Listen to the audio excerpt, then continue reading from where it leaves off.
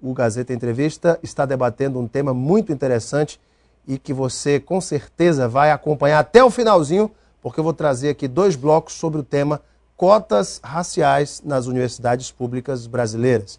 Meus convidados são a socióloga, cientista social e futura jornalista Tânia Façanha.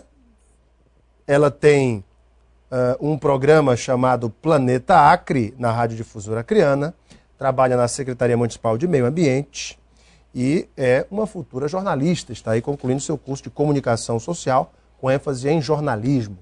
Nosso outro debatedor é o José Rodrigues Arimateia, historiador, concluindo sua pós-graduação em Políticas Públicas em Gênero, Raça e Etnia pela Universidade de Ouro Preto, é presidente da ONG Ser Negro aqui no Acre e também é o chefe do Departamento de Promoção da Igualdade Racial da Secretaria Estadual de Direitos Humanos, hoje sob a chancela do ex-deputado federal Nilson Mourão. Para você que está em casa e não sabe o que é cotas raciais, é o seguinte: o sistema de cotas é uma compensação que o Estado oferece à população negra para que tenha oportunidade de ingressar em concursos públicos, preenchimento de cargos ou para a sua incursão, o seu ingresso em faculdades públicas, estabelecendo-se assim as cotas, um regime de cotas para que essas vagas sejam garantidas por lei. Vou apresentar aqui como já apresentei meus convidados, começando com as damas. Tânia Façanha, muito boa noite. Tudo bem, Tânia? Boa noite. Satisfação ter aqui você que é radialista, parabéns, viu? Obrigada. E gosta do meio ambiente, né, Tânia? Gosto muito, é um tema que me agrada muito, eu gosto de trabalhar com o meio ambiente, de falar sobre isso, de estar tentando sensibilizar as pessoas para essa questão, né, de estar cuidando do nosso meio ambiente, do nosso planeta. Afinal de contas, nós é que dependemos do planeta, né? Não ele depende de nós. Com certeza. Professor Arimateia, muito boa noite. Boa noite, Renato. Tudo bem? Bom? Tudo beleza. Prazer te receber Tranquilo. aqui, viu, Arimateia? Beleza. Tema palpitante. Senhores, senhoras e senhores, algumas universidades do Brasil já estabelecem e já obedecem o princípio das cotas, como é o caso da Universidade Estadual do Rio de Janeiro, a UNB, a Universidade Federal da Bahia e, inclusive, no Rio de Janeiro, pela lei estadual 3.708/2001. O sistema de cotas ele surgiu nos Estados Unidos, mas durou muito pouco, pois foi proibido pela Suprema Corte Americana, por estar aumentando, inclusive, naquele país, a discriminação racial e a desigualdade, segundo consta aí na política americana, nessa experiência americana. A pergunta para os senhores é a seguinte, começando com você, Tânia, você acha que as cotas são a melhor maneira de se resgatar essa dívida com a população negra no Brasil? Você acredita que as cotas devem levar em consideração realmente a cor da pele, a questão racial? Ou você discorda, deve ser levado em consideração os outros princípios? Você discorda completamente das cotas? Quero ouvir você primeiro. Ok. Bom, dizer que discordo completamente, eu acho que deve ser muito radical, né, Alan? A dívida realmente existe, não só com os negros, mas também com os indígenas, né, do nosso país, principalmente aqui no nosso estado, ou na nossa região, que a grande número de população indígena. Mas com relação às cotas, da forma como ela está sendo colocada, eu acredito que há outras formas de se inserir, se incluir essas pessoas, né, que tanto sofreram durante toda a história realmente do país, com exclusão, estando à margem realmente. E assim, a questão de ser negro ou ser branco não deveria ser o principal argumento para se colocar essa questão da cota. Né? Eu acho que o argumento principal seria a questão social. Social, a com questão certeza. que leva em consideração o índice de desenvolvimento humano, enfim, a renda per capita. A renda per capita, com certeza. Então você crê que as cotas devem ser para pobre e não para negro, Tânia? Isso. Acredito que no contexto que nos encontramos hoje no nosso país, claro que tem toda essa relevância histórica, mas Acho que as cotas sendo para questão social, né, para os pobres, e não racial. Seria um mecanismo mais adequado. Mais adequado, mais justo, eu acredito. A sua opinião é compartilhada por muita gente, mas deixa eu ouvir aqui o professor Arimateia. Arimateia aí, qual é a sua opinião sobre o modelo hoje adotado, o Estatuto da Igualdade Racial, o que já vem sendo adotado em alguns estados, como eu citei no preâmbulo, e sobre a política de cotas? Qual a tua opinião? Olha, a minha opinião é o seguinte, desde 1930, digamos assim, começa o período moderno aqui nesse país. O país já vem tentando sanear essa dívida com as cotas sociais, independente de preto, branco, índio. Logo na década de 40, baseado nesse problema, cria-se um órgão específico para tratar da questão dos indígenas, que é a FUNAI. Aí eu não vou entrar no mérito se a FUNAI funciona ou não, se a FUNASA está funcionando ou não, que meus companheiros indígenas têm esse debate. E, pelo visto, mesmo a criação de um órgão específico não resolveu ainda a questão dos indígenas. Mas o Estado reconheceu a questão indígena e criou um órgão específico. Detalhe, os indígenas não são outra raça. Só tem uma raça no mundo, humana. Exatamente. Né? A raça humana. Só que dessas raças humanas, tem uns humanos mais claros e uns humanos mais escuros.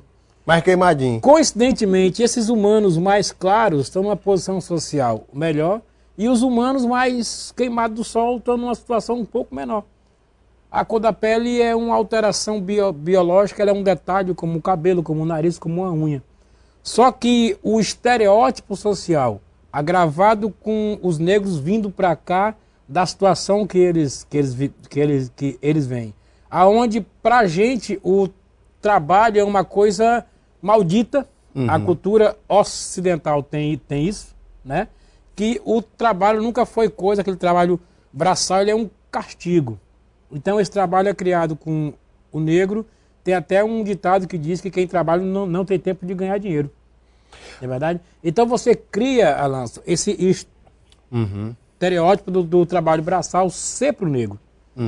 E aí você constrói isso dentro de 200 anos, 300 anos, você consegue perceber um dia que a televisão que você vê, os outdoor que você vê, as posições de elite, juízes, presidentes, médicos, governadores, deputados até. Prefeitos. Então, essas posições de elite de poder, os humanos mais escuros não ocupam isso.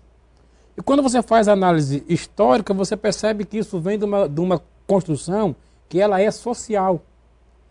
O racismo é uma construção social, não é natural. Você tocou num tema que eu pedi a opinião de algumas pessoas.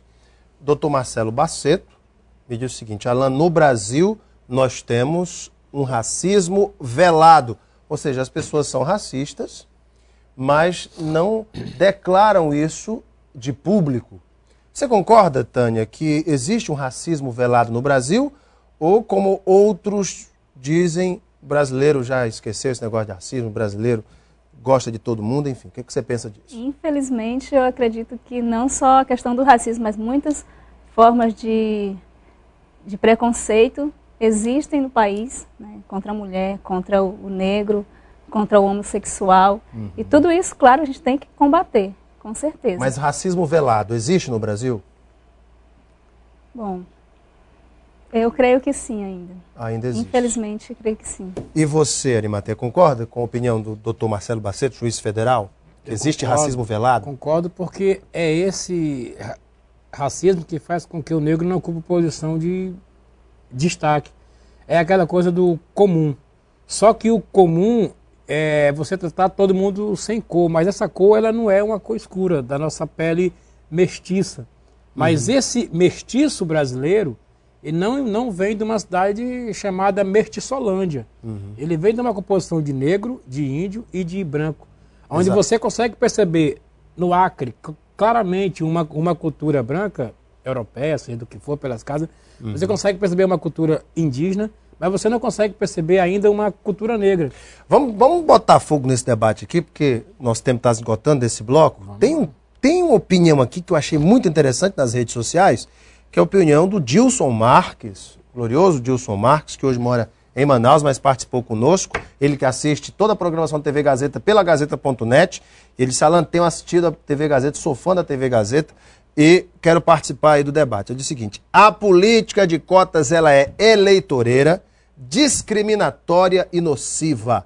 Conheci gente que atingiu a pontuação necessária no vestibular para a medicina da Universidade do Rio de Janeiro, onde existe a política, e não entrou por causa da política de cotas. Ou seja, sou obrigado a concordar, e eu cito aqui o deputado Jair Bolsonaro, né, que ele disse que não deixaria ser operado por um médico cotista. E ele diz assim: que médico é esse? Formado sem ter passado? Quando ele se refere a essa questão de um rapaz que obteve a pontuação necessária no vestibular para a medicina da UERJ e não entrou por causa da política de cotas. Ele acha que aí é discriminatório. Qual a sua opinião sobre isso? Eu acho que falta dados para o Dilson, falta dados para o Bolsonaro e falta dados para muita gente. Os alunos que entram pelas cotas nas universidades, nos cursos de pontas, para você ter uma ideia, são dados, que é bom você fazer crítica com base. Com dados. Por exemplo, o curso de Direito, 90% de reprovação na OAB, não é isso? Os alunos cotistas que entram nas universidades, que entram pelo curso de Direito, esses alunos, entre eles o índice é de 90% de aprovação. Os alunos cotistas em todas as escolas e as universidades se mostram muito melhores do que os alunos que entram não pela cota. Então o Jair está perdendo uma chance de ser cuidado por um profissional muito bom, né? Esses alunos, porque é o seguinte, nós resolvemos chamar política de ação afirmativas só de cotas.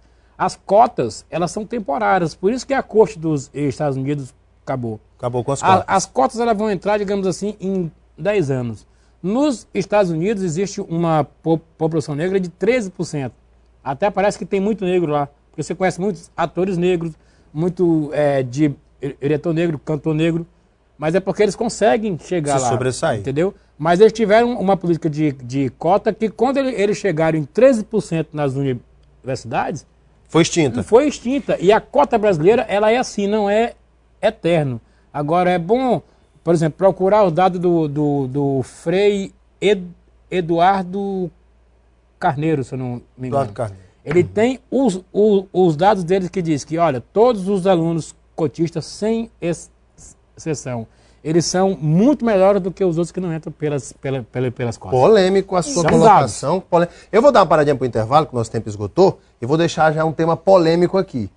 Deputada Benedita da Silva, ex-governadora do Rio de Janeiro, ex-senadora, disse aqui no Gazeta Entrevista, abre aspas para Benedita da Silva: eu não concordo que a reserva legal de vagas para cotistas deveria de ser de 30% nem 50%. Mais de 100% para negros, pobres e indígenas. O que vocês pensam disso logo após o intervalo? Essa polêmica declaração da deputada Benedita da Silva aqui no Gazeta Entrevista. Até já!